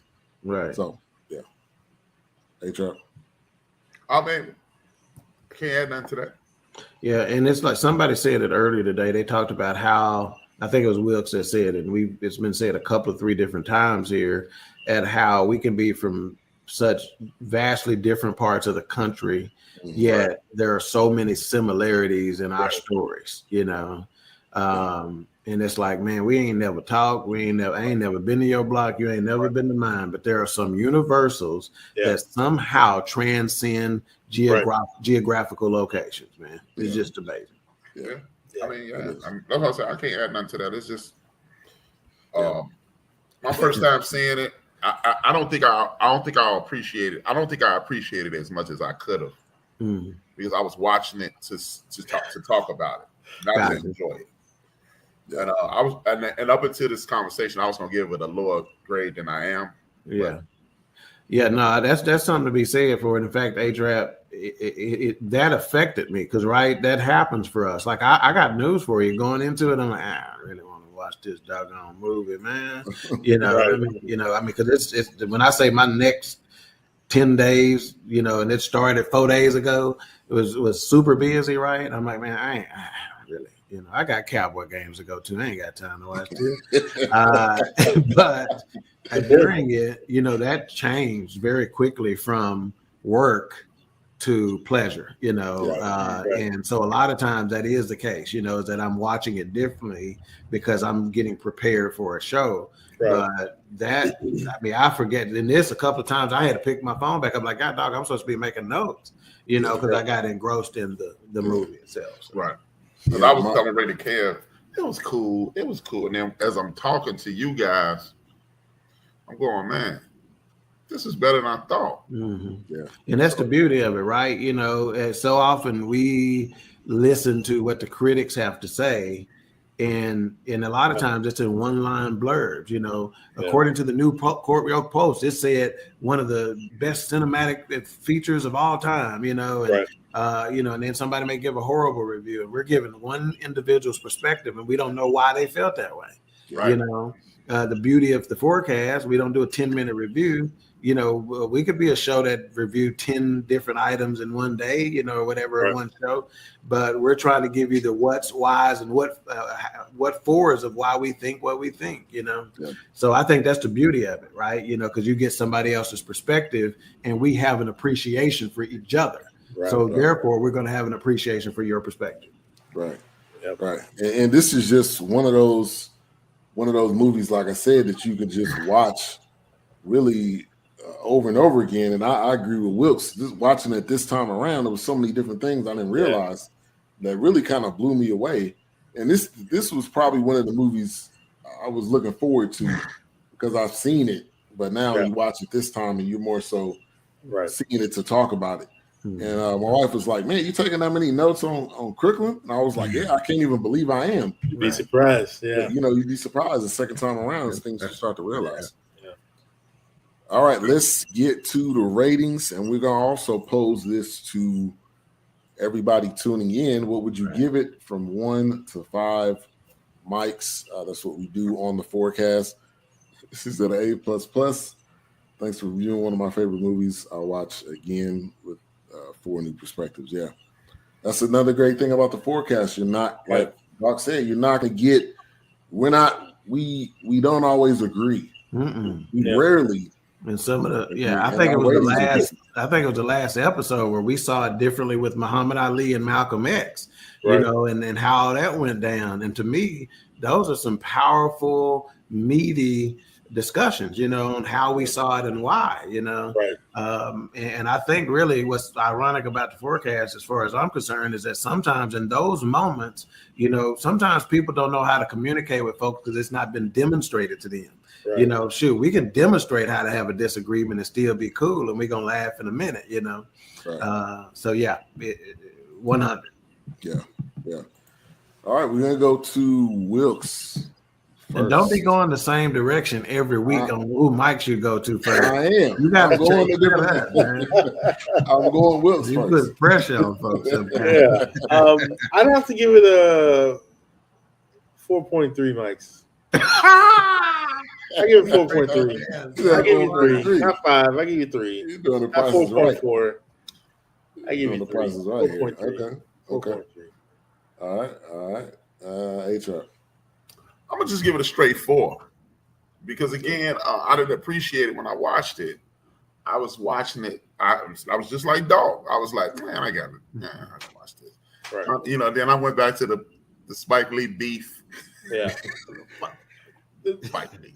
And see, the reason I'm watching it, I'm going, yeah, it's cool. And then, like, even when I was telling Ray Kev hadn't seen it either. I'm telling him, it's cool, man. I said, I'm going to disappoint everybody with my rating. Yeah. And then when I'm talking to y'all, I'm going, yeah, that did happen. That did happen. So this might be one of those movies for me that, like, a lot of people, like, okay, please don't get me wrong. I'm not comparing it to this movie. But one of my favorite movies, believe it or not, is Pootie Tang. Oh, and I didn't get Pootie Tang until I watched it 3 times. I was like, I watched it the first time. I was like, man, one more of these movies, and Chris Rock gonna be what's his name, Williamson's son. Oh, God. Williamson Jr. And then I watched it again. I was like, this is ridiculous. And then I watched it the 3rd time, and then I remembered. I was like, oh, this is purposely bad. Yeah. And I got it. So this is gonna be that. I mean, but I'm already at the purposely bad portion. So the next time I watch it, it can only get more gooder. Yeah. Hey, Joe, you and Spike Lee need to talk. Get him on a Zoom call. Yeah. He cool. We cool now, Nika.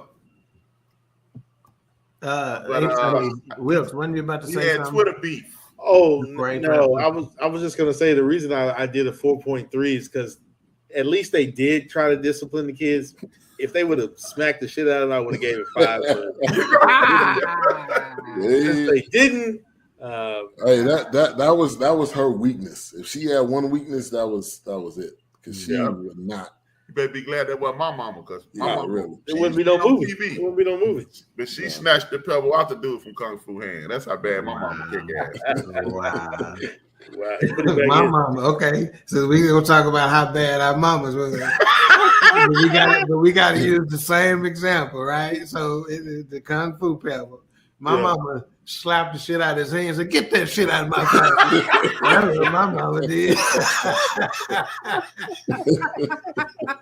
She ain't snapping shit. Ready, girl? Pootie Tang is a classic, man. Sadate. Hey, man. Hey, Ready, Kev, if you watch Pootie Tang properly, it'll make you want to grind your pity on the ready kind all the way down. Oh man, that's a Pootie Tang line. That's a Pootie Tang line. Hey man, we should do Pootie Tang, man. We should do absolutely not. I couldn't last the first 5 minutes. I was I'm telling y'all, man. What is this? So we're gonna do CB4 after that. Yeah, I was gonna say we might as well do CB4. We're gonna do that. We can do that after Pootie. I mean, okay, man. You gotta watch. Okay, you cannot watch Pootie Tang with the mentality of this is a good movie. Oh yeah, definitely. Yeah, definitely. It's a satire. Purposely horrible. Yeah. And look like when he said, my latest hit. He ain't saying nothing. And that's what they doing now. They hit songs and they ain't saying nothing. They ain't saying nothing. Oh man. Oh man, Pootie. All right, so I'm gonna give it a 4. I'm gonna give it a flat 4. I thought I'm not a 4.5 or a 5. I don't think it's that caliber, because you think of everything that we've rated and we've given, that. But I think it's above solid, and it's something, like I said, I'll watch again multiple times, and a lot of one-liners that I still talk about. So I got to give it a 4. All right, Doc. That's it. I've been at 4 mentally with this from the moment I got through watching it to the now. It is a 4. It's a solid 4, and that's not a knock by any stretch of the imagination. I think that's a 4 is that's a pretty good rating when we give it, based on what it takes to get a 5. So yeah, I think a solid 4 is exactly where I'm at. Oh, man. Yeah. And kind of like what A-Trap said, it's been plenty of times that I'll come into this and I'm thinking 3. And then as we keep talking, it goes up to a 3.5. And then we keep talking, and it goes up to a 4. And then I'm like, all right. Yeah, because even when I watched this movie and we brought it up, it was like, oh gosh, I don't need to. I was like, I'm not. He called it potty stain. I don't want to watch this. Yeah, I guess I was the only excited one about this one. Yeah, it's okay. I didn't want to watch it, but I watched it. But it's all right. It was good. I'm glad it wasn't no waste of time by any stretch of the imagination. It was just good. That's good. That's good. I had to put that frame of mind back in. Like, I need to rewatch this movie. When I watched it the first time, I was like, man, this is a really good movie. But then it was like I hadn't watched it in so long, and it's like Crooklyn. Like, but, it's all good. My next wife that's out there gotta watch Pootie with me. You must ain't trying to get married. I'm about to say, good luck. You're gonna watch Pootie and try to get the Pootie. Wow. If you love me, you watch Pootie with me, baby. You could have just already had the music ready. The video ready. Oh gosh, brother. If you really love me, Right. watch Pootie with me. Wow. I'll pay all the bills. But you gotta watch Pootie. You gotta watch Pootie. You ain't even gotta work. Pootie. Wow. That's the You don't even have to work. requirement. Oh my God. You ain't even gotta keep watching it. Just watch it with me once, girl. Oh, wow. And act like you like it. You ain't even gotta act like if you watch it with me, you're gonna love it. Oh Man. That's all I got to say. Pootie do his part. Wow. All right, what we got coming up? What we got coming up tomorrow on Queen 3 and King? Queen 3 and King tomorrow. It's October's Domestic Violence Awareness Month. So we're gonna kind of chop it up a little bit about that, and see where we are today with domestic violence. You don't see domestic violence nowadays on the back page, ain't it? We don't hear about it nearly enough, Right. So why is that? Unless it's tragic. Why is that? Ain't nothing happening no more. So we're gonna chop that up tomorrow, 7:30. Queen 3 and King. All right. And we will have special guests from the new host, Lakedra, from the new BS3 podcast, Keys Connection. She will be a special guest on there tomorrow, kind of giving her perspective. John Gruden should watch Crooklyn and Pootie time. He got a lot of free time now. So He got plenty of time. Yeah. He got suspended? Oh, he No, gone. you ain't heard? Yeah, he done. He out of there. No, we don't. Let's not talk about that right now, because Yeah. Now, if the Bears can fire their coach, it'd be great. It's coming. I thought he said he wanted out. The Chicago coach. Please. I'll hold the door. It's coming. It's coming. Big Illinois got his coat, I'll drive.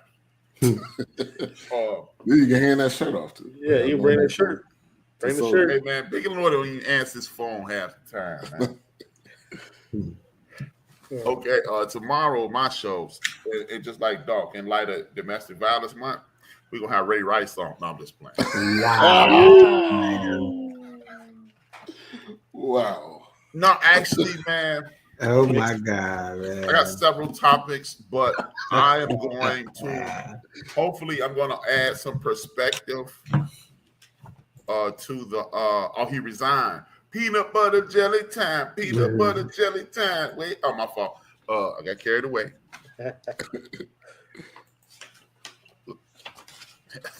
Get it from God. No, I'm gonna add a little perspective on the insurance fraud that's going on with these athletes, and I'm gonna shed a little light on some of the players. I've mentioned this even when since I stopped doing sports and when I was doing sports. It's ironic that they always say this guy made $60 million, like they handed him a $60 million check and he went home. Yeah, really. Wow, that's not true. No. So I'm gonna talk about that. I'm gonna talk about the game of life. Do we learn the rules to play the game or to circumvent the game? And a few other things. And Thursday show, Rapping with H Rap. The panel, I haven't even sent out invitations yet. But the panel, we're going to talk about some of the stuff we talked about in curriculum, the deterioration of the community. Like I said earlier, I don't know if I said it behind the scenes or in front of the cameras. Not speaking to Black people. Black people don't speak anymore. Yeah. We don't help elders anymore. What happened? Yeah. Right. Yeah. So we're gonna talk about that. That's big. But tomorrow, that insurance thing, I'm trying to decide if that's going to be the first or the last thing. And I got a bunch of other things. Let me pull up these topics real fast. That's a good topic there, because obviously they didn't just make that money overnight. Exactly. There was a period of time. I'm thinking they waited them until they got to a certain point. Like, okay. And Kristen Sinema is another person I'm going to talk about. She's a senator in Arizona. She got elected as a fake Democrat. She is just like John Manchin in West Virginia. He's a fake Democrat. He's a Democrat in name only. He has all Republican principles. And some of her constituents follow her in the bathroom with a camera, waiting for her to come out the stall, and they chopped her up. Wow. And you had people in the Democratic Party and people who are Democrats. They shouldn't have done that. Well, you told us you were going to help us with immigration. We did fundraising. We helped her out. Helped you get in this place. You're going to be held responsible for doing it. What do you say? I don't know. What is he? Everybody telling what they got. No. It's a story behind that, man. After the show go off, I'm gonna tell y'all that story.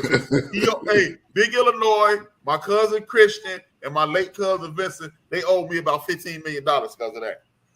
I owe my damn money. Wow. They owe me $15 million, man. 15 million? Get it from God. Right. Yeah, I'm gonna have to get it from God. When we get rich, I'm withholding at least $15 million of Big Illinois money. With the shirt. All right. Well, thank you everybody for tuning in tonight to the Fourcast Throwback Edition. We'll be back next week. We're not sure what it's going to be about, but we will talk about that in the post show. A-Trap, we'll kick it to you. I want to thank everybody for tuning in. Continue to subscribe, share, like, and set alerts be on the BS3 network, as well as Built for This network and the Adventure. But make sure you do it every Monday, Tuesday, Wednesday, Thursday, Friday, Saturday, and Sunday. You will see one of us. Yes. And then Mondays, you'll see all of us. Yes, so I want to thank everybody for tuning in again, man. It's always a pleasure.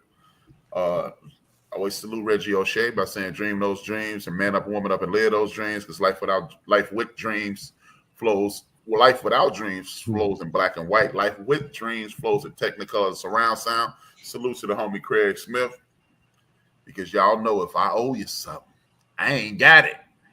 Big Illinois want my money. And if you need it, get it from God. Peace.